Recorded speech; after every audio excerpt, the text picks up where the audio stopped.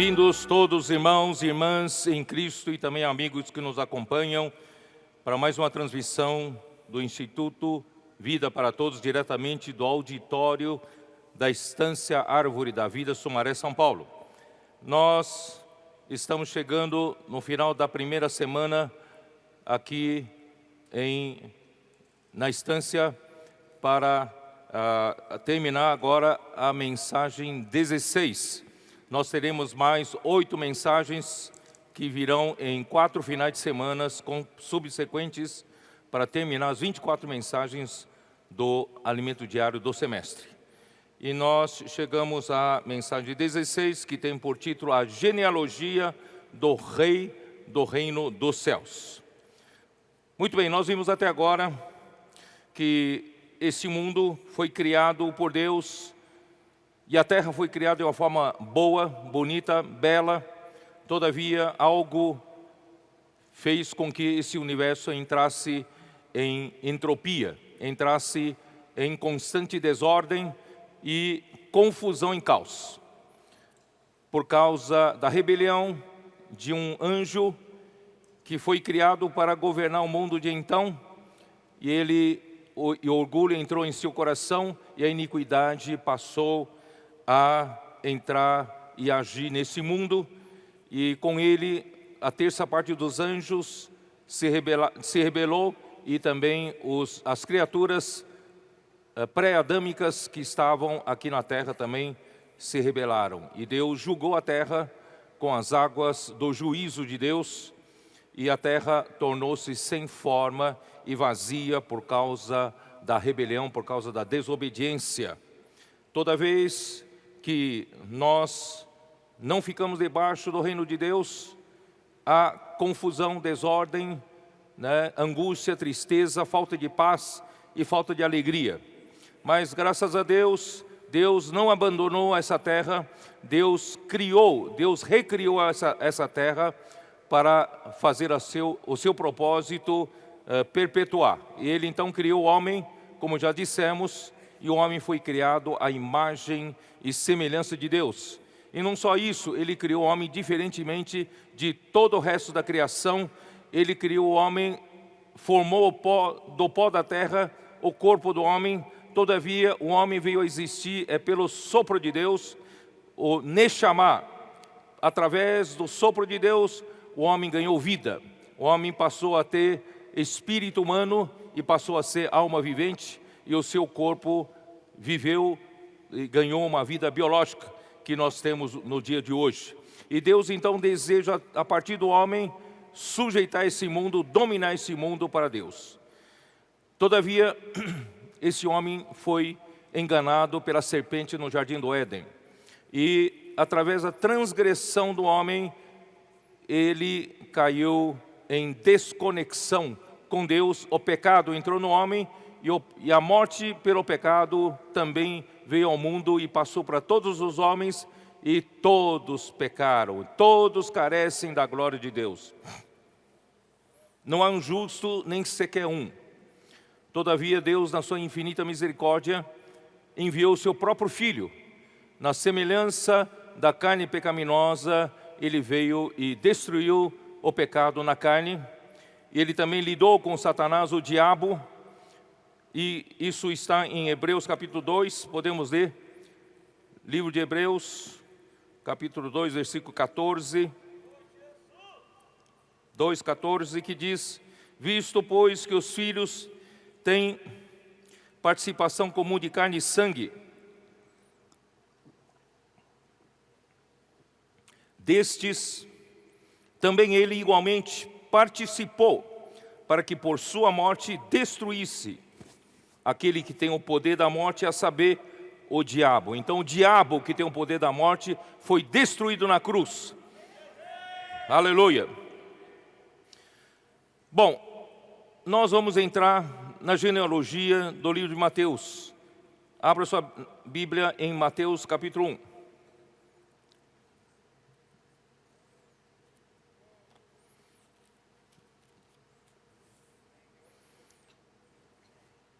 Mateus 1, versículo 1 diz assim: livro da genealogia de Jesus Cristo, filho de Davi, filho de Abraão. A genealogia de Jesus Cristo é a genealogia de um rei. Ele começa dizendo que ele é o filho de um rei, filho de Davi, e também filho de Abraão, filho do pai da raça criada, ou pai da fé. O livro de Mateus foi escrito por um publicano, por um coletor de impostos. Seu nome também era Levi. E ele, por conhecimento que ele tinha, como funcionava o governo no Império Romano, ele tinha noção do que seja o governo e da necessidade de ter um governo. Portanto, o livro de Mateus, ele aborda pelo ângulo de que nosso Senhor Jesus Cristo, ele veio para ser rei. Ele é o rei do reino dos céus. O livro de Marcos descreve Jesus como um servo, como um escravo. Um servo ou um escravo não tem genealogia. E o livro de Lucas apresenta Jesus como um homem. E como um homem, ele tinha genealogia de um homem. Isto é, como um homem, a sua genealogia vai até Adão, até a Deus ter criado o homem. Mas no livro de Mateus não. O livro de Mateus não vai até Adão. Começa com Abraão. E o livro de João revela que Jesus é Deus. Sendo Deus, não tem genealogia, porque ele existe desde o princípio e ele vai até o fim. Não a eternidade futura, sem fim. Portanto, não há genealogia. Então, quem é Jesus Cristo no livro de Mateus? Vou repetir. Ele é filho de Davi, filho de Abraão. Mateus faz questão de deixar claro no seu evangelho, por isso esse livro é Evangelho, é Boa Nova, que Jesus era o Messias, que os judeus tanto esperavam, e esperam até hoje. Mas Jesus já veio, ele é o Messias. Ele é o filho de Davi, o rei ungido por Deus para reger um povo eleito. E nesse livro, o filho de Deus, filho de Davi, é enfatizado em vários versículos. Mateus 1, versículo 1, filho de Davi. Versículo 20, enquanto ponderava nessas coisas, eis que lhe apareceu em sonho o anjo do Senhor, dizendo: José, filho de Davi, não temas receber Maria, tua mulher, porque o que nela foi gerado é do Espírito Santo. Então, novamente enfatiza filho de Davi. Capítulo 2, versículo 2. E perguntavam: onde está o recém-nascido rei dos judeus? Então, esse livro enfatiza o filho de Davi, enfatiza o rei dos judeus. 유대인의 왕인 것을 강조합니다. 9장 27절, 마태복음 9장 27절.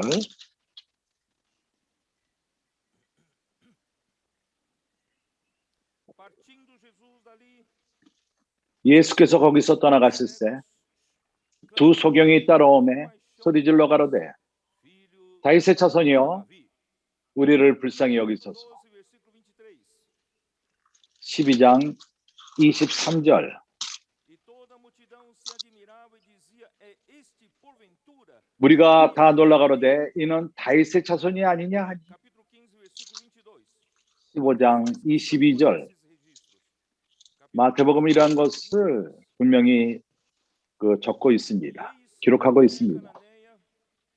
가나안 여자 하나가 그 지경에서 나와서 소리질러 가로되 주 다윗의 자손이여 나를 불쌍히 여기소서. 내 딸이 흉악한 귀신 들렸나이다 하되.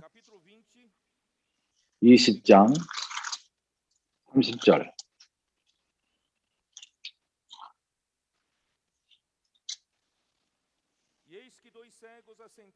소경들이 길가에 앉았다가 예수께서 지나가신다함을 듣고 소리질러 가로되 주여 우리를 불쌍히 여기소서 다윗의 자손이여 하니 무리가 꾸짖어 잠잠하라 하되 더욱 소리질러 가로되 주여 우리를 불쌍히 여기소서 다윗의 자손이여 하는지라. 예수는 다윗의 자손이여 천국의 왕이 되시기 위해서 오셨습니다. 21장 9절. 앞에서 가서 뒤에서 따르는 무리가 소리질러 가로되 호산나 다윗의 자손이여 찬송하리로다. 주의 이름으로 오시는 이여 가장 높은 산에서 호산나 하더라. 주 예수여. 15절. 대사장들과 서기관들이 예수의 하시는 이상한 일과 또 성전에서 소리질러 호산나 다윗의 자손이여 하는 아이들을 보고 이 아이들을 인하여 주님을 찬양합니다. 우리에게도 이런 아이들이 있습니다. 다윗의 자손에 하는 아이들을 보고 분하여 왜 이런 아이들이 권선의 일을 하고 있죠?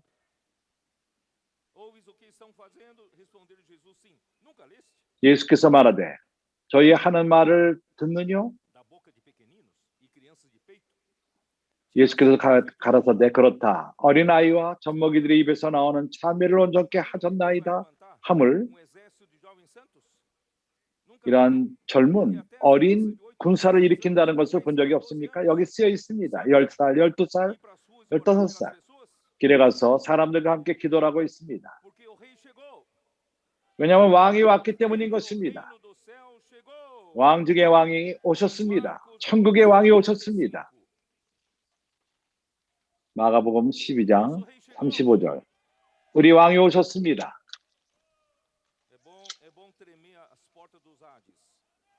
음부의 권세는 흔들릴 필요가 있습니다. 마가복음 12장 35절.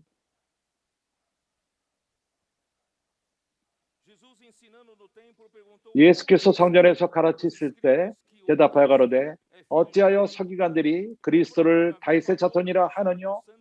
다윗이 성령에 감동하여 친히 말하되 주께서 내 주께 이르시되 내가 내 원수를 내 발 아래 둘 때까지 내 우편에 앉았으라 하였도다 하였느니라. 다윗이 그를 주라 말했습니다. 그가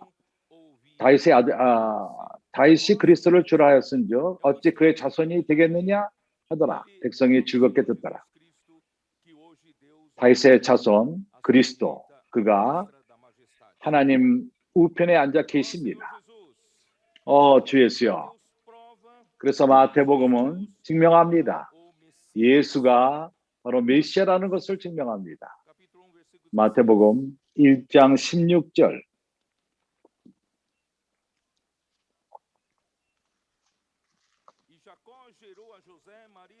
야곱은 마리아의 남편 요셉을 낳았으니 마리아에게서 그리스도라 칭하는 예수가 나시니라. 그리스도는 기름 부음을 받은 자, 메시아라는 말인 것입니다. 메시아는 이미 오셨습니다. 백성에게, 유대인들에게 메시아가 왔다고 우리가 선포할 필요가 있습니다.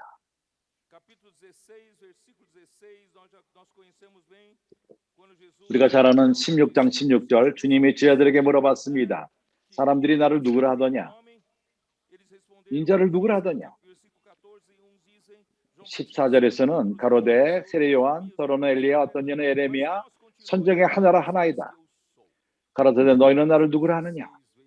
16절 계시가 베드로에게 임했습니다. 시몬 베드로가 대답하여 가로되 주는 그리스도시요 살아계신 하나님의 아들이시니이다. 주는 그리스도시요. 그래서 이 책은 마태복음은 강조합니다. 증명하기 원합니다. 새로운 소식으로서 유대인들에게 예수가 바로 그리스도라는 것을 증명합니다. 이스라엘 백성들이 그토록 기다리는 메시아가 바로 그리스도이신 것입니다. 나는 이제 물어봅니다. 왜 그의 족보에 아브라함으로부터 시작하고 아담으로부터 시작하지 않았습니까? 아브라함과 다윗의 자손 예수 그리스도의 세계라. 왜 아담의 후손이라 말하지 않았습니까? 누가 합니까? A genealogia no livro de Lucas 누가복음에서는 até Adão. 아담까지 Porque 올라갑니다. Adão é o pai 예수의 족보를 말할 때. 왜냐하면 mas a 아담은 genealogia de Maria 창조된 vai até 족속의 não 아비입니다. 그러나 qual a diferença? 선택받은 민족, 차이점이 Qual a 뭐죠? diferença? 마태복음에서는 아브라함부터 시작합니다. Porque Adão 왜냐하면 ele 아담은 é o pai da raça criada. Mas essa 창조된 raça criada 사람의 se corrompeu, 아비입니다. se 그러나 corrompeu de 타락했습니다. uma forma 창조된 사람들은 작도되었습니다. 참으로 극도로 타락했습니다. essa raça 그래서 이러한 창조된 그 사람들은 완전히 타락했고 corrupção na idolatria, 완전히 né? 우상과 하나님으로부터 멀어졌습니다. Tinha mais 하나님은 com a raça criada. 어떻게 그런 창조된 사람 가운데서 역사할 길이 있질 않았습니다. Deus na terra dos ídolos, 그래서 Deus chama 이 우상의 땅인 갈대아 우르로부터 한 사람을 불렀습니다. é Abraão, 이 사람이 바로 아브라함. chamada. 그는 부르심 받은 자의 아비가 되었습니다. 근원이 되었습니다. Começa 천국의 근원은 pela raça chamada. 부르심 받은 족속으로부터 시작됩니다. Ó Senhor Jesus. 주 예수여, 하나님의 나라는 회복되는데 그리스도를 통해서 이 땅에서 회복됩니다. 이 나라는 아브라함의 후손으로 이루어집니다. 참된 이스라엘. 로마서 9장을 한번 봅시다. 로마서 9장에서는 9장 6절.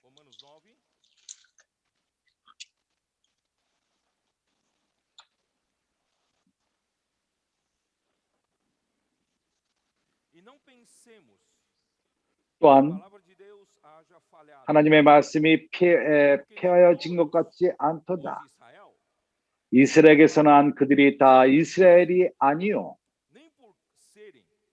또한 아브라함의 씨가 다 그 자녀가 아니라 오직 이삭으로부터 난 자라야 내 씨라 칭하리라 하셨으나 곧 이 육신의 자녀가 하나님의 자녀가 아니라 오직 약속의 자녀가 씨로 여기심을 받느니라. 약속의 말씀은 이것이라. 명년이 때 내가 이르리니 사라에게 아들이 있으리라 하시니라. 형제들이여, 하나님은 부르심받은 민족을, 족속을 부르십니다. 하나님은 그분의 뜻을 이루기 위해서 바로 부르심받은 민족을 통해서 이루십니다. 갈라디아서 3장. 당신은 부르심받은 자손에 속했습니까? 갈라디아서 3장 7절. 그런즉 믿음으로 말미암은 자들은 아브라함의 아들인 줄을 알지어다. 반복해서 말하겠습니다. 그런즉 믿음으로 말미암은 자들은 아브라함의 아들인 줄을 알지니라. 또 하나님이 이방을 믿음으로 말미암아 의로 정하신 것을 성경이 미리 알고 먼저 아브라함에게 복음을 전하되 모든 이방이 너로 인하여 복을 받으리라 하였으니, 그러므로 믿음으로 말미암은 자는 믿음이 있는 아브라함과 함께 복음을 받느니라. 아브라함은 먼저 믿은 자였습니다. 29절. 너희가 그리스도께 속한 자면 곧 아브라함의 자손이요 약속대로 유업을 이을 자니라.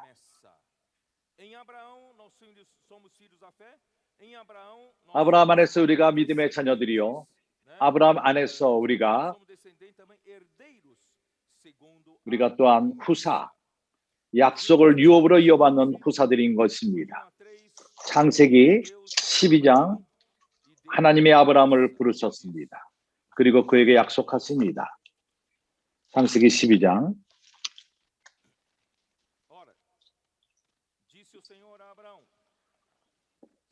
여호와께서 아브라함에게 이르시되 너는 너희 본토 친척 아비 집을 떠나 da tua parentela e da casa 내가 내게 지시할 땅으로 가라. e vai para a terra que te mostrarei.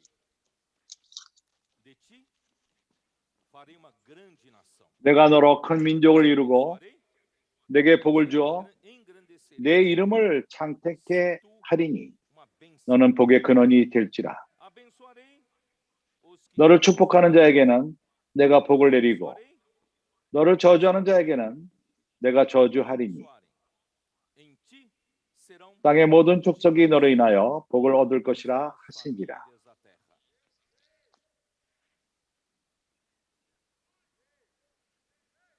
E qual é a bênção de Abraão? Gálatas 3. 아브라함의 축복이 무엇이죠? 갈라디아서 3장 14절. Essa bênção. 이 축복이 무엇입니까? Abençoa 하나님이 약속한 com essa bênção todas as famílias da terra. 온 땅의 모든 민족을 할 거라고 14. 약속하신 갈라디아서 3장 Para que a 14절. bênção de Abraão chegasse aos gentios em Cristo Jesus, a fim de que 이는 recebessem 그리스도 예수 안에서 pela fé 아브라함의 복이 o 이방인에게 미치게 하고 prometido. 또 우리로 하여금 믿음으로 말미암아 성령의 약속을 받게 하려 하십니다. 우리가 축복받은 것은 우리의 믿음의 아버지 아브라함으로부터 온 것인데 하나님이 그에게 약속한 창세기 12장에서 약속한 그것이 우리에게 왔습니다. 그것은 약속된 성령인 것입니다. 이러한 성령이 우리를 땅으로부터 하늘로 올라가게끔 합니다. 고린도전서 1장 9절.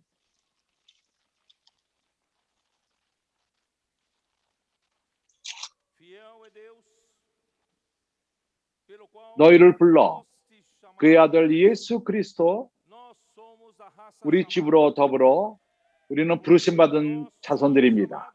교제케 하시는 하나님은 미쁘소다. 우리는 하나님으로 부르심을 받았습니다. 왜 부르심을 받았죠? 우리가 예수 그리스도로 말미암아 우리 주 예수 그리스도로 말미암아 교제하기 위해서, 교통하기 위해서, 우리가 참석하기 위해서 그 아들의 참석, 예수 그리스도 우리 주에 우리가 참석하는 것입니다. 교회 헬라어로서 교회라는 뜻은 에클레시아. 그들은 부르심 받아 밖으로 부르심 받은 자들. 그렇습니다. 우리는 밖으로 부르심을 받았습니다. 음부의 권세로부터, 흑암의 권세로부터, 세상으로부터 부르심을 받았습니다. 참으로 은혜가 없는 그런 모든 상태, 방향도 없고 느낌이 없는 의미가 없는 그런 것으로부터 부르심을 받은 민족, 교회가 되었습니다.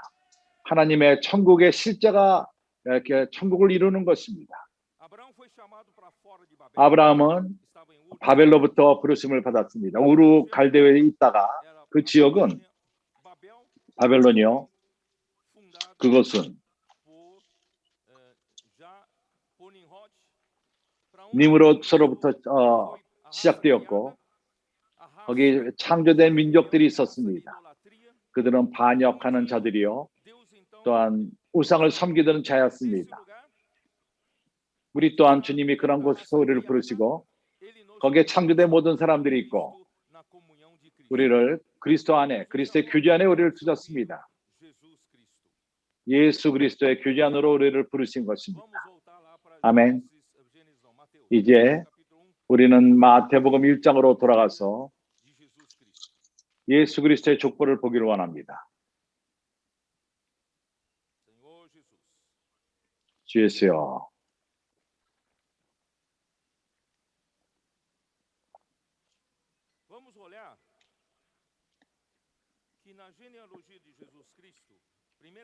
예수 그리스도의 족보에서 먼저 보여주기를 원하는 것은 여기에 언급이 되어 있습니다. 네 여인이 언급되어 있습니다. 그들에게는 그들의 행동은 합당치가 않았습니다. 정상적인 윤리적으로 그들이 합당치가 않았습니다. 이러한 네 여인은 3절에 먼저 나오고 유다는 다말에게서 베레스와 세라를 낳고 여기 다말은 유다의 며느리였습니다. 그의 아들들이 후손을 이루지 못했습니다. 그래서 다말이 그 며느리인데 유다에게로부터 쌍둥이를 낳았습니다. 이것은 정상적인 상태가 아닙니다. 5절에서는 살몬은 라합에게서 보아스를 낳고 라합은 창녀였습니다. 여리고 성에 그런 정탐꾼을 도움으로 인해서 예리고 성을 함락하게 했던 것입니다. 룻은 오벳을 낳고 오벳은 이새를 낳고 이새는 다윗왕을 낳았습니다. 그래서 룻 또한 모압 사람이었습니다. 알다시피 모압 사람들은 로와 그 딸로부터 낳은 자손입니다. 이것도 비정상적인 상태였습니다. 그래서 성경이 명령하기를 모압 사람들, 그들은 주님의 그 회의에 10대까지 신명기 23장 3절 형제들이 이것을 확증하기 위해서 신명기 23장 3절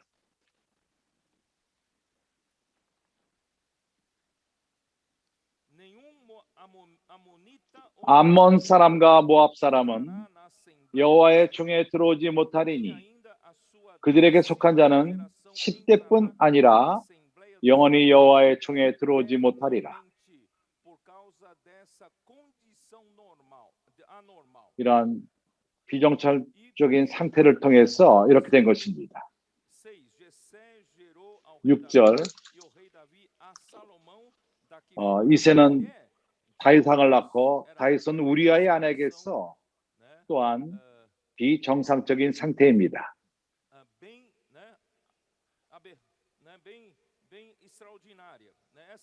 이건 특별한 경우입니다. 이 여인은 바세바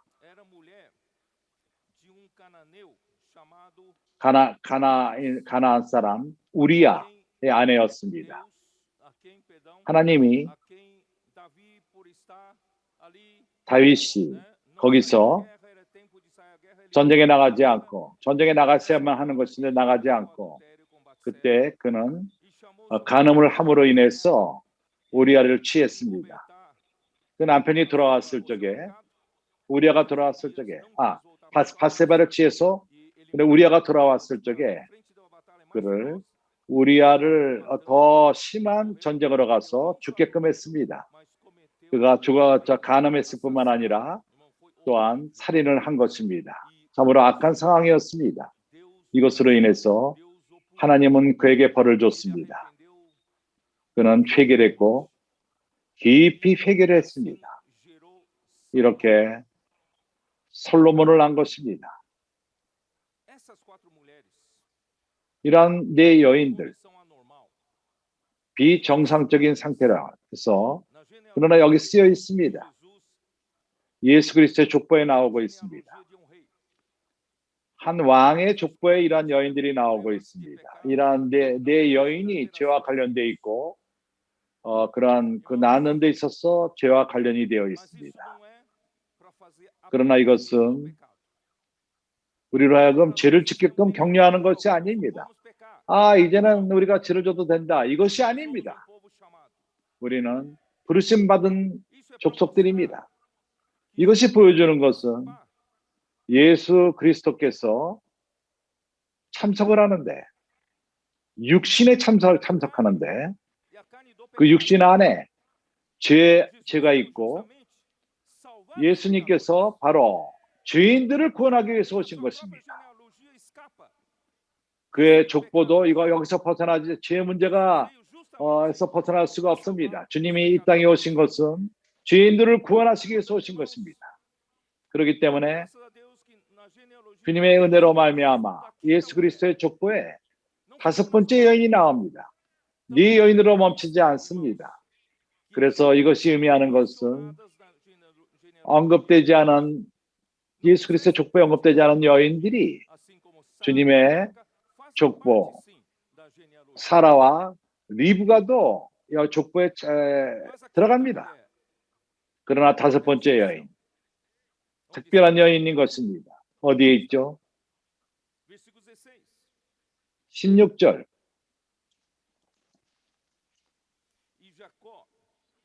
야곱은 마리아의 남편 요셉을 낳았으니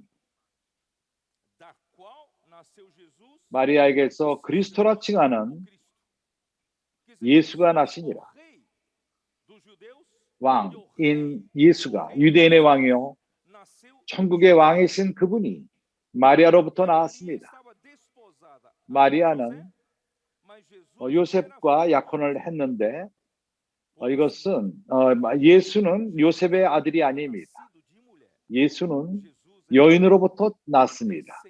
예수는 여인의 후손인 것입니다. 오늘 아침에 본 것처럼 창세기 3장에서 주 예수여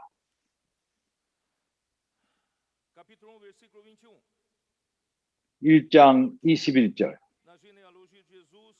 왜 예수의 족보에서 이런 지인들의 모습이 나오고 있습니까?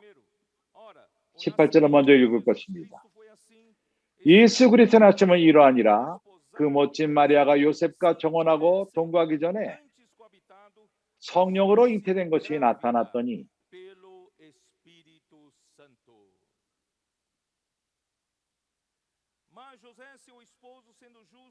그 남편 요셉은 의로운 사람이라 저를 드러내지 아니하고 가만히 끊고 자하여 이 일을 생각할 때 제 사자가 현명하여 가로되 가이세 자손 요셉아 내 아들 마리아 데려오기를 무서워 말라. 저에게 잉태된 자는 성령으로 된 것이라.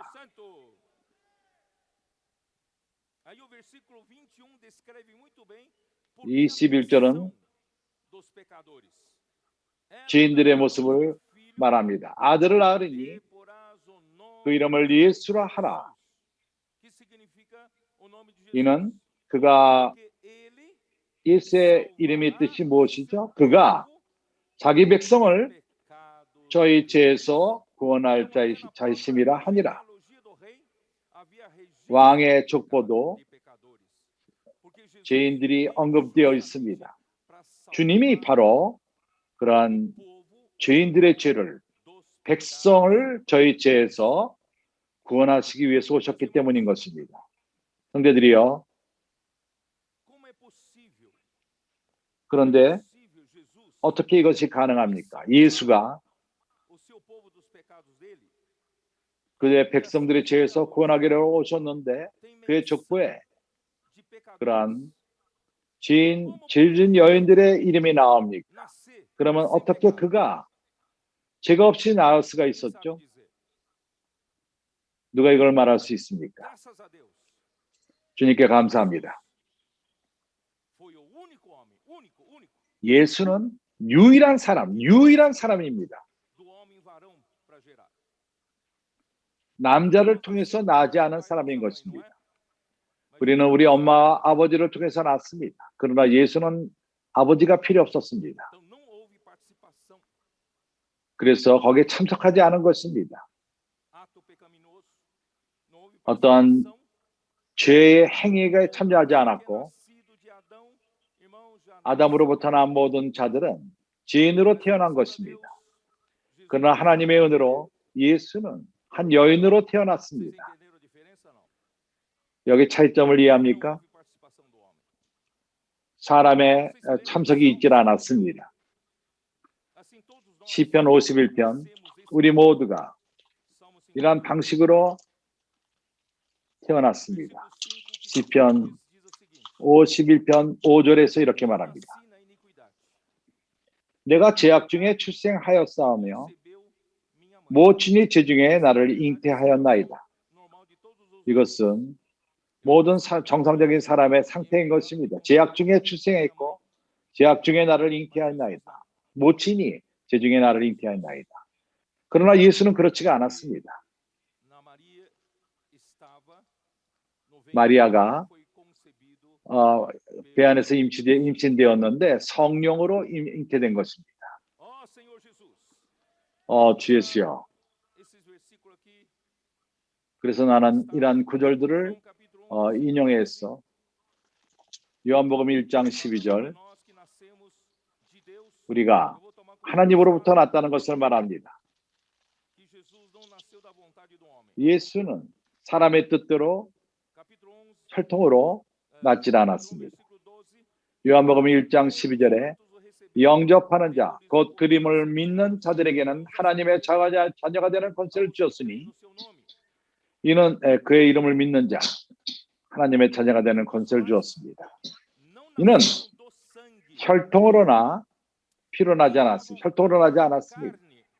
육신의 욕심으로 나지 않고 사람의 뜻으로 나지 아니하고 오직 하나님께로서 난 자들입니다.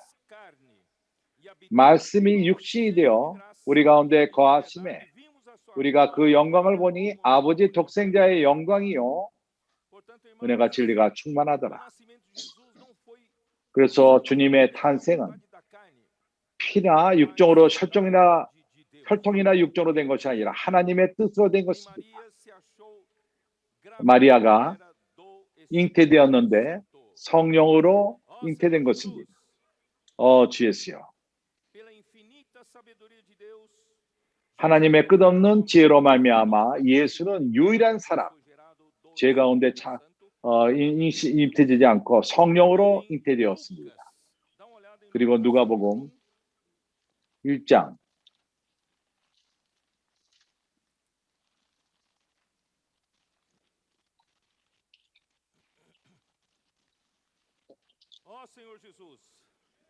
'주 예수여. 이러한 기록을 인하여 주님 감사합니다. 26절 여섯째 달에 천사 가브리엘이 하나님의 보내심을 받아 갈릴리 나사렛이라는 동네에서 나와서 다윗의 자손 요셉이라 하는 사람과 정혼한 처녀에게 이르니 그 처녀의 이름은 마리아라. 그 처녀의 이름은 마리아라. 그에게 들어가 가로되 은혜를 받은 자여 평안할지어다 주께서 너와 함께 하시도다 하니 처녀가 이 말을 듣고 놀라 이런 인사가 어쩌함인고 생각하매 천사가 일러 가로되 마리아여 무서워 말라 내가 하나님께 은혜를 입었느니라. 보라 내가 수태하여 아들을 낳으리니 그 이름을 예수라 하라. 그 이름이 예수라 하라. 저가 큰 자가 되고 지극히 높으신 이의 아들이라 일컬을 것이며 주 하나님께서 그 조상 다윗의 위를 저에게 주시리니 영원히 야곱의 집에 왕으로 타실 것이며 그 나라가 무궁하리라. 마리아가 천사에게 말하되 나는 자녀를 알지 못하니 어찌 이 일이 있으리까? 바로 이것 때문인 것입니다. 천사가 대답하여 가로되 성령이 내게 임하시고 지극히 높으신 이의 능력이 너를 덮으시리니 이러므로 나실 바 거룩한 자는 하나님의 아들이라 일컬으리라.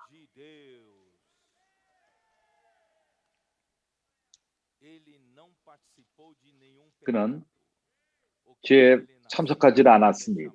그는 하나님의 아들이라 일컬음을 받은 것입니다. 기묘하게 좋지 않습니까? 오늘 아침에 나는 이것을 보였습니다. 로마서 8장의 3절 우리가 뒤로 돌아갑시다. 로마서 8장 3절 이 구절은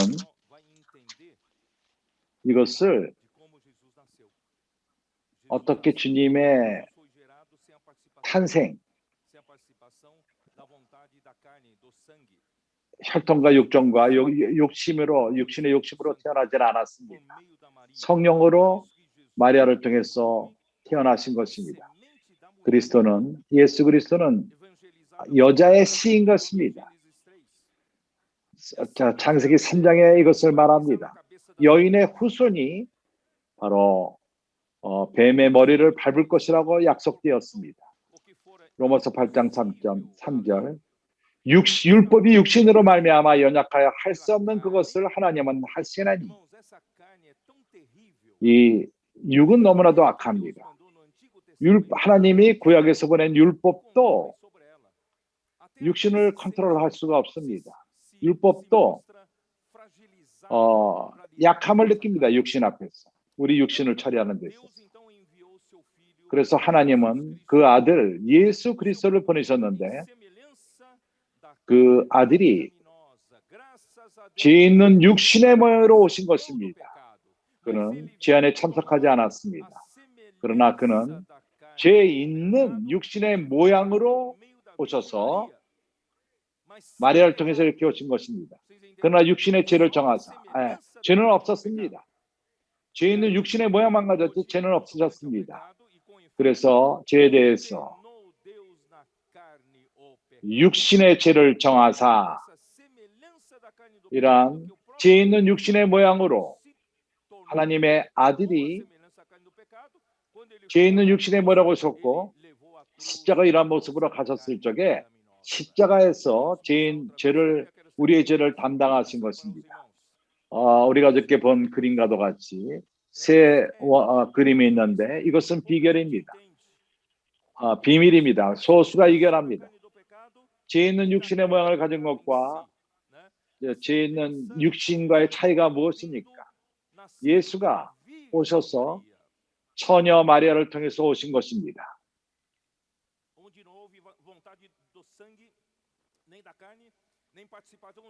혈과 육정에 남자가 참석하지 않았습니다. 그는 성령으로 잉태되었고 처녀 마리아를 통해서 오신 것입니다. 여기 그림을 봅니까? 예수는 죄에 참석하지 않았습니다. 죄 있는 육신의 모양을 가지신 것입니다. 왼쪽에 있는 첫 번째 원, 그 안이 하얗습니다. 그러나 죄 있는 육신의 모양으로 오셔서 그분이 십자가에서 가실 적에 육신의 죄를 안고 가셨습니다. 주님 안에는 없었지만은 주님이 그것을 끌어안고 십자가에 가셨습니다. 그래서 십자가에서 죄를 멸하신 것입니다. 육신의 죄를 멸하신 것입니다. 그래서 로마서 8장 3절은 마태복음을 통해서 설명될 수 있는 것입니다. 그 마리아가 잉태된 것은 성령으로 잉태되었습니다. 사람의 뜻으로 욕심으로 잉태되지 않았습니다. 주님께 감사합니다. 그래서 그는 크다고 높으신 누가복음 1장에서 크신 분이요 하나님이 그를 다윗의 보좌를 주고 거기서 그가 다스릴 것입니다. 그것이 끝이 없을 것이라고 말합니다. 참으로 마태복음은 그분만이 참으로 다스릴 수 있는 다윗의 보좌를 영원히 다스릴 수 있는 그러한 유일하신 분이십니다. 내가 또한 형제들에게 보여야만 하는 것이 마리아 그리고 요셉 그들이 서로가 다윗의 후손인 것입니다. 그럼에도 불구하고 요셉은 그 한 선인데 마리아는 다른 그 계열입니다. 요셉은 바로 솔로몬을 후손, 솔로몬을 통해서 내려왔습니다. 마리아는 다른 그 계열을 통해서 왔습니다. 예수가 요셉의 아들이라고 말하지만은 요셉은 거기에 참석하지 않았습니다. 그는 그 마리아를 통해서 주님이 오신 것입니다. 이것이 왜 중요하죠? 그 요셉의 노선에는 그는 마태복음 1장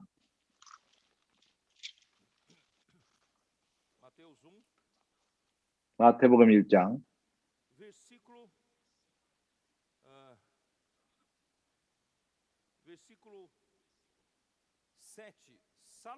7절 솔로몬은 르호보암을 낳고 이 노선, 이 계열은 요셉의 노선인데 12절에 와서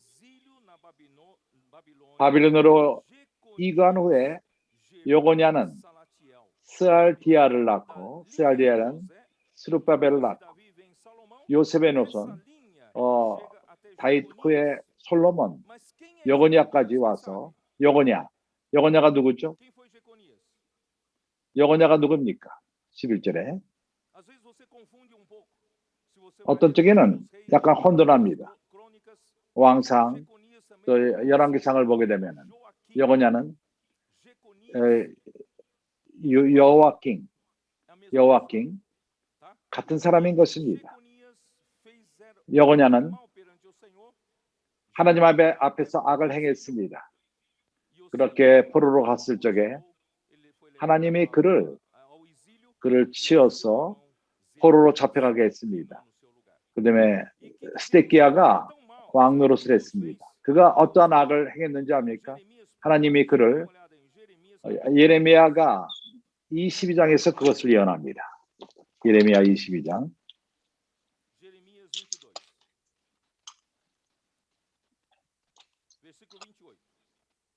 28절 예레미야 22장 28절 이 사람 고니야 천한 파기냐 좋아하지 아니하는 그릇이냐 어찌하여 그와 그 자손이 쫓겨나서 알지 못하는 땅에 들어갔는고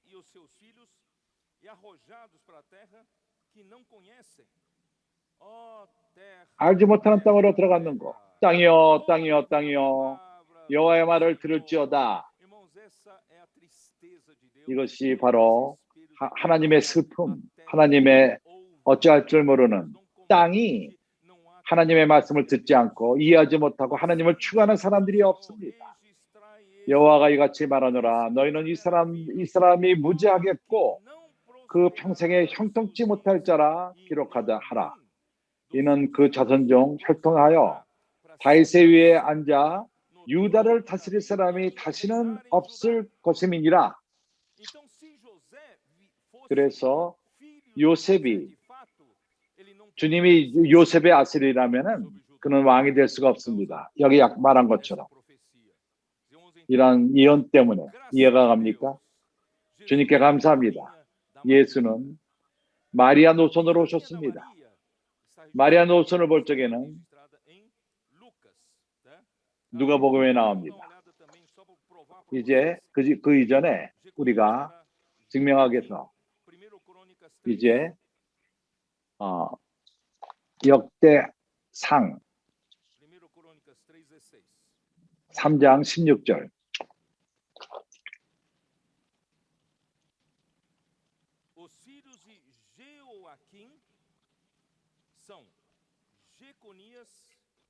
역대상 3장 16절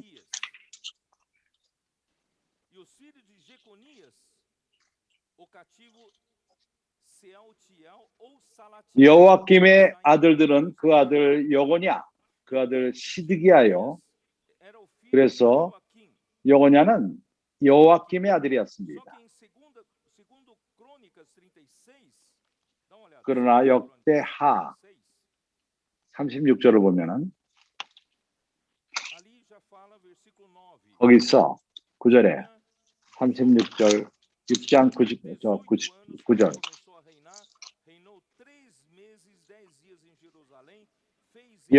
여호야긴이 위에 나갈 때 나이 8세라 예루살렘에 석 달 열흘을 처리하며 여호와 보시기에 악을 행하였더라.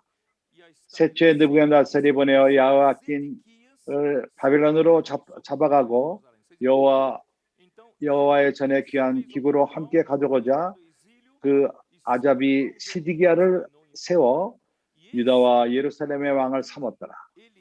여기 나오는 여호와김, 그가 예레미야에서 신앙한 것처럼 그의 아들이 다윗의 왕위에 서지 못하리라고 약속한 것입니다. 그래서 예수가 요셉의 아들이라면 왕자리를 받을 수 없는 것입니다. 그러나 주님은 마리아로부터 났습니다. 누가복음 3장.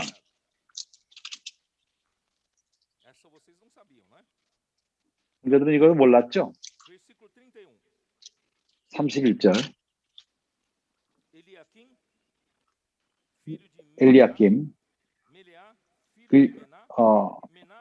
엘리야김이요, 그 이상은 멜리야요, 그 이상은 메나요, 마따다요.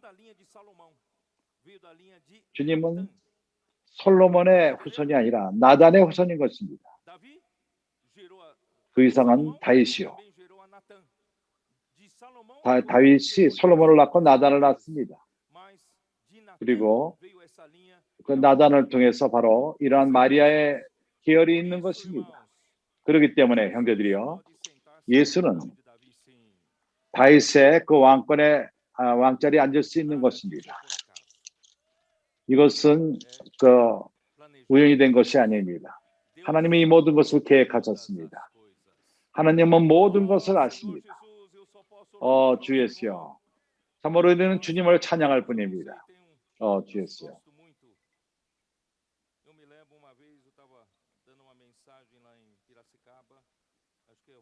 언젠가 내가 피라스카바에서 말씀을 전할 적에, 거기서 내가 로마서의 말씀을 전할 적에 나는 견딜 수가 없었습니다. 주 예수여.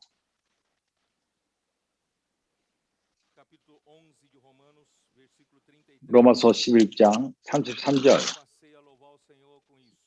나는 주님을 찬양했습니다. 깊도다 하나님의 지혜와 지식에 부여하며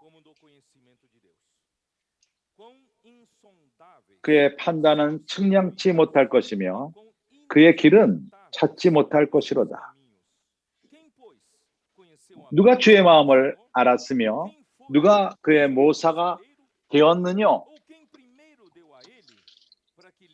누가 주께 먼저 드리고 갚으심을 받았느냐? 이는 만물이 주에게로 나오고 주로 말미암았고 주에게로 돌아갑니다. 영광이 그에게 셋으로 있을지어다. 아멘. 그래서 형제들이여, 마태복음, 그는 이러한 모든 것을 보인 다음에 예수가 천국의 왕으로 오셨습니다. 3장에서 안드레님은 이것을 우리에게 교통했는데, 그가 주님의 첩경을 준비한 사람은 세례 요한으로서 그가 유다 광야에서 전파했습니다. 3장 2절에 회개하라.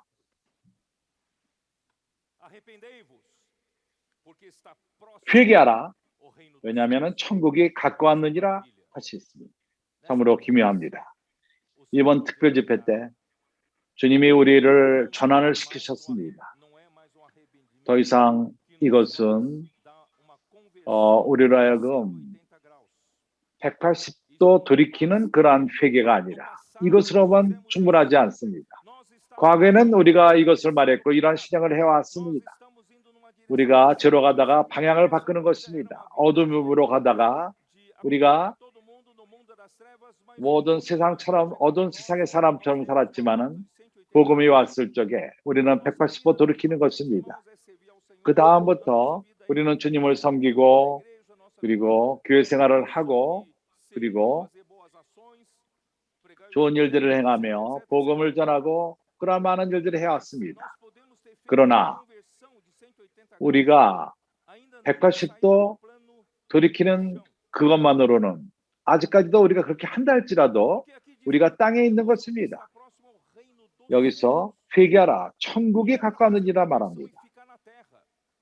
우리가 또 돌이키고 회개하고 땅에 머무라는 것이 아닙니다. 천국이 온다고 말합니다. 주님께 감사합니다. 이번 특별 집회 때 이번 주 초기에 이 빛이 왔고 우리 삶을 바꿨습니다. 특별 집회로 바꿔놨습니다. 그렇지 않습니까? 우리가 좋은 크리스천이만으로는 종교인이 되는 것, 좋은 교회에서 좋은 사람이 되며 모두를 돕고 일을 잘하며, 그러나 우리가 영역이 이 땅의 영역에서 나오지 않는다면은 우리는 하나님의 갈망은 우리를 천국에 들어가기를 원하십니다. 우리가 돌이키는데 바로 영역을 바꿀 필요가 있다는 것입니다. 땅에서 나와서 우리는 천국의 실제로 살 필요가 있습니다. 천국은 바로 천국의 실제입니다. 교회는 천국의 실제인 것입니다. 회개하라, 천국에 가까웠느니라 하였으니, 7절에 와서 안드레 형제님이 도왔습니다. 요한이 많은 바리새인과 사도들이 세례 베푸는 데 오는 것을 보고 이르되, 독사의 자식들아, 누가 너희를 가르쳐 임박한 진노를 피하라 하더냐. 이러한 땅의 영역에 있는 모든 자들은 독사의 자식들이라는 것입니다. 그들은 뱀에게 물렸습니다.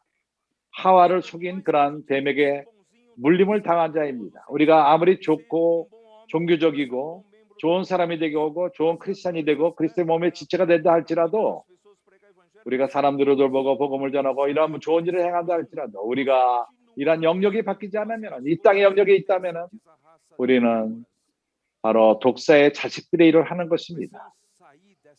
우리는 이러한 영역으로부터 나올 필요가 있습니다. 바로 베몽의 영역, 레비아땅의 영역, 당신이 이러한 영역에 있다면, 레비아땅과 베몽이 살고 있는 영역에 있다면 그들을 도망할 수 있을지 몰라도 언젠가는 당신을 다시 잡을 것입니다. 어느 순간인가 또 나타날 것입니다. 그러나 우리가 이러한 영역에 나온다면 우리를 잡을 수가 없습니다. 그래서 우리가 회개합시다. 우리가 영역을 바꿉시다. 영역을 바꿉시다. 육신으로부터 영으로, 땅의 영역으로부터 하늘에 속한 영역으로, 이제 우리가 위의 것을 찾고 위의 것을 생각하고 더 이상 육신 가운데 살지 않고 우리는 영 가운데 사는 것을 배웁시다.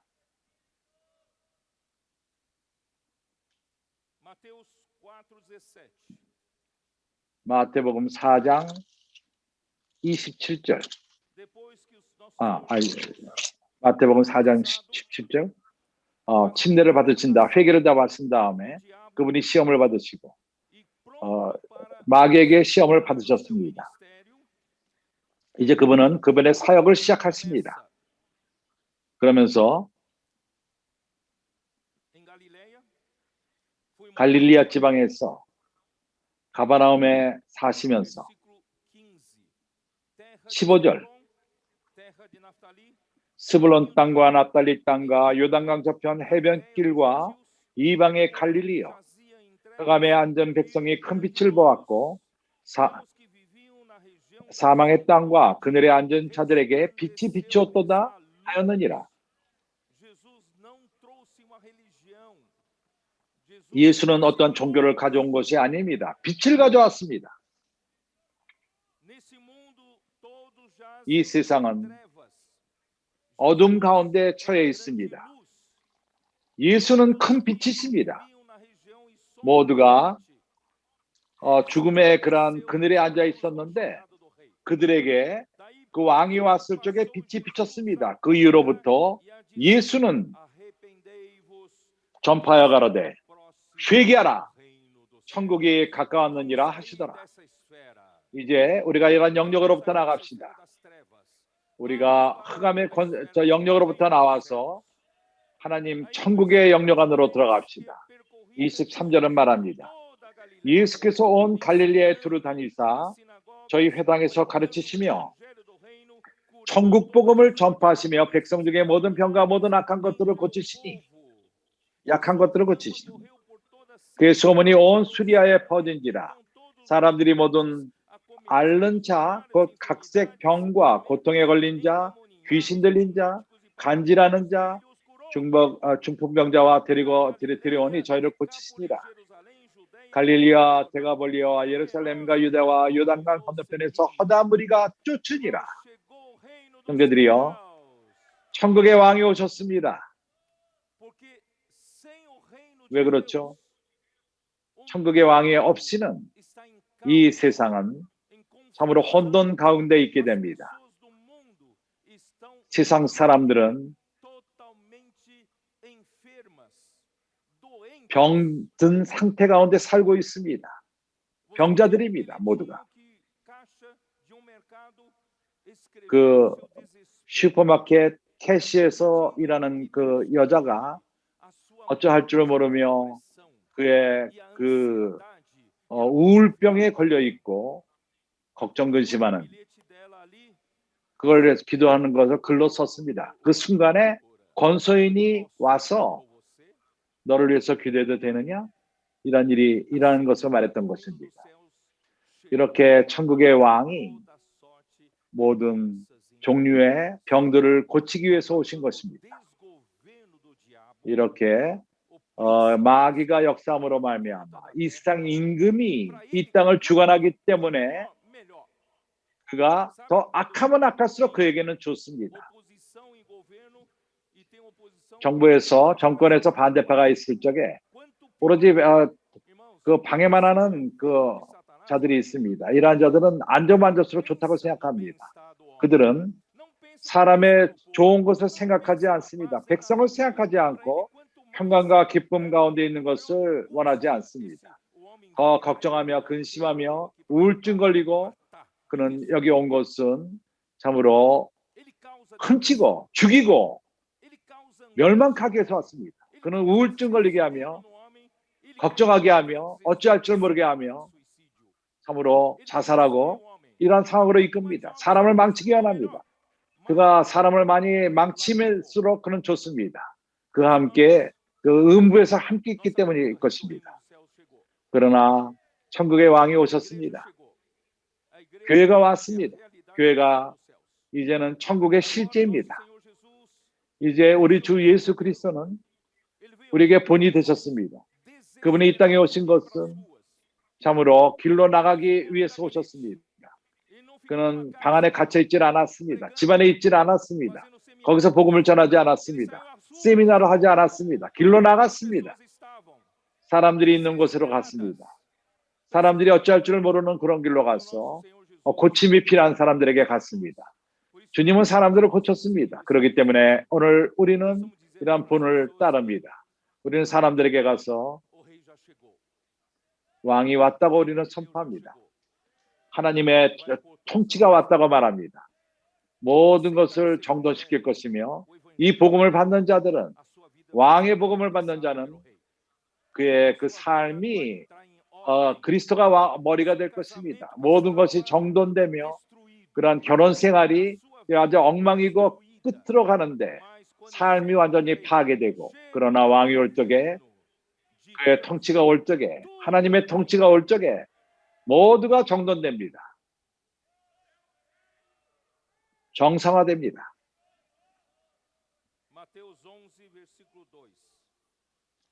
마태복음 11장 2절.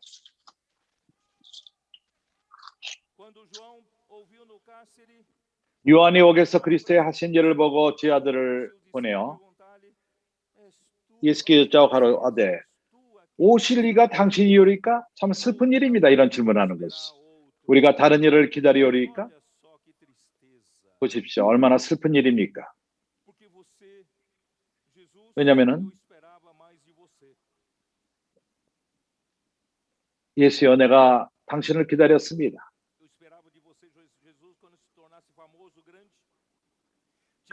참으로 유명해지고 커졌을 적에 정치적으로 나를 감옥에서 끄집어내야 되는데 나를 감금에 하게끔 놔뒀습니다. 그래서 의심합니다. 예수가 그리스도인가? 다른 사람을 기다려야 되는가? 그가 그리스도라고 분명히 증명했었는데 여기서 말하기를 오시리가 당신이오리까? 아니면 다른 일을 기다리올까? 4절에서 예수께서 대답하여 가라사대 너희가 가서 듣고 보는 것을 요한에게 고하라. 소경이 보며 소경이 봅니다. 안진뱅이가 걸으며 이가 깨끗함을 받으며 귀머거리가 들으며 죽은 자가 살아나며 가난한 자에게 복음이 전파된다 하라.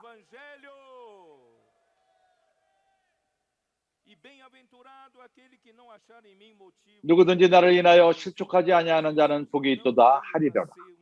주님이 오신 것은 큰 종교 인도자로서, 리더로서, 그룹의 리더로서 이런 것으로 관심이 없습니다. 주님은 백성을 구원하기 위해서, 사람들의 병을 고치기 위해서, 하나님의 나라가 이 땅에 임하기를 위해서 오신 것입니다. 그렇게 모든 것이 정상화됩니다. 왜 소경인들이 있죠?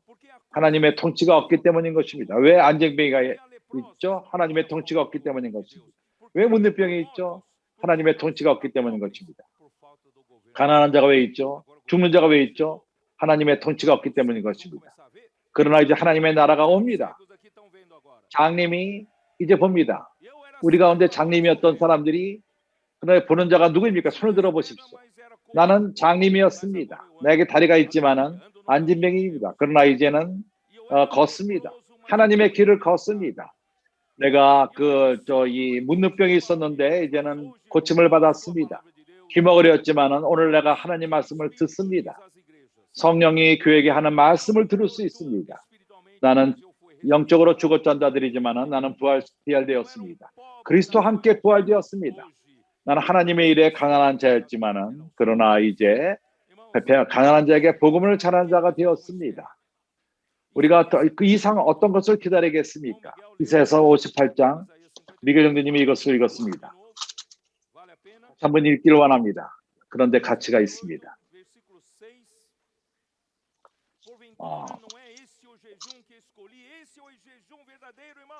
이것이 참된 금식인 것입니다. 금식은 교회 역사에서 사람들이 그 몸을 고난을 받게 하는, 이것이 고난이 아닙니다.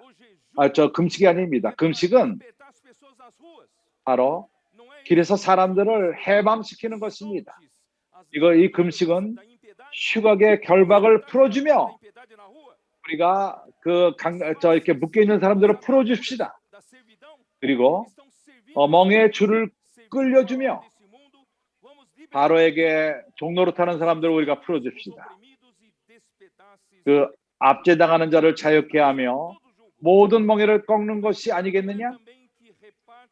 또 줄인 자에게 내 식물을 나눠주며 우리가 저 떡으로 충만하지 않습니까? 주님이 우리에게 말씀을 주지 않습니까? 이런 양식을 나눠줍시다. 주며 유리하는 빈민을 내 집에 드리며 우리가 돌보는 것입니다. 우리가 돌보는 그물을 치고 돌보는 유리하는 빈민을 내 집에 드리는 것입니다. 벗은 자를 보면 입히고 또 내 혈육을 피하여 스스로 숨지 아니하는 것이 아니겠느냐? 이 사람이 하나님의 통치가 필요한데 당신이 담력을 갖고 너를 위해서 기도해야 하느냐? 그에게 숨지 마십시오. 그리하면 내 빛이 아침빛같이 비칠 것이며 내 치료가 급속할 것이며 형제들이여 우리가 또한 나가서 이렇게 복음을 전할 적에 떡을 같이 나눠줄 적에 우리가 치료함을 받습니다. 당신이 아내와 문제가 있다면 나가십시오. 치료함 받으러. 심리적으로 문제가 있다면 여러 가지 문제가 있다면 우리가 이러한 금식을 행합시다. 그럴 적에 우리가 치료함을 받을 것입니다. 내 치료가 급할 것이며 내 의가 내 앞에 행하고 여호와의 영광이 내 뒤에 호위하리라 하리니 여호와의 영광이 내 뒤에 호위하리니 내가 내게 부를 때에는 내 여호와가 응답하겠고 이러한 것을 실행하기 전에 당신은 기도할 적에 하나님이 듣지 않는 것 같습니다. 그러나 그 다음에 부를 적에 하나님이 들을 것이고 내게 부르짖을 때 말하기를 내가 여기 있다 하리라. 만일 내가 너희 중에서 멍에와 손가락과 허망한 말을 제하여 버리고 줄인 자에게 내 심정을 동하여 괴로워하는 자의 마음을 만족해 하면 내 빛이 흑암 중에서 발하여 내 어둠이 낮과 같이 될 것이며 나 여호와가 너를 인도하여 마른 곳에서도 내 혼을 만족해 하며 내 뼈를 경고케 하리니 너는 물된 동상 같겠고 물이 끊어지지 아니한 샘같이 되리라. 내게서 나의 자들이 오랜 황폐된 곳들을 다시 세울 것이며 정말 모든 우리 자식과 손자들이 계속 있지는 않겠습니다. 여기 축복만이 있습니다. 우리가 천국의 왕의 길을 쫓읍시다. 이 땅에 그분은 보좌 위에 앉아있질 않았습니다. 길로 나갔습니다. 주 예수여. 주 예수여. 나는 더 이상 말하지 않겠습니다. 나는 끝낼 것입니다. 내가 이제 끝내는 것은 마태복음 28장 세 구절을 읽고 끝내겠습니다. 같이 읽겠습니다. 마태복음 28장 18절서부터 20절. 이것은 천국의 왕으로부터 받은 명령인 것입니다.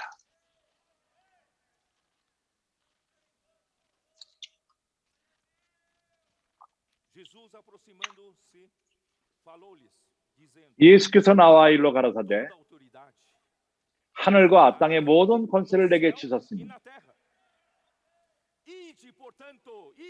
그러므로 너희는 가서 모든 족속으로 제자를 삼아 아버지와 아들과 성령의 이름으로 세례를 주고 내가 너에게 분부한 모든 것을 가르쳐 지키게 하라. 볼지어다 내가 세상 끝날까지 너희와 항상 함께 있으리라 하시니라. 아멘. 천국의 왕이 nos comissiona para fazer o que ele veio fazer, pregar esse evangelho do reino. E será pregado esse evangelho do reino. E nós vamos sair para pregar. Porque o nosso rei já tem toda a autoridade no céu e também na terra. Não temos medo de mais nada. Satanás pode nos atacar, pode tentar nos meter medo, mas nós não somos intimidados, porque nós temos o nosso Senhor, Rei do Reino dos Céus, que possui toda a autoridade do céu e da terra. Nós vamos sair, pregar o Evangelho, batizar as pessoas, vamos trazer para a rede de cuidado, vamos cuidar dessas pessoas, nós vamos estabelecer o Reino dos Céus aqui na terra e vamos expulsar Satanás dessa terra. Jesus é o Senhor. 사단을 이 땅에서 쫓아내는 것입니다.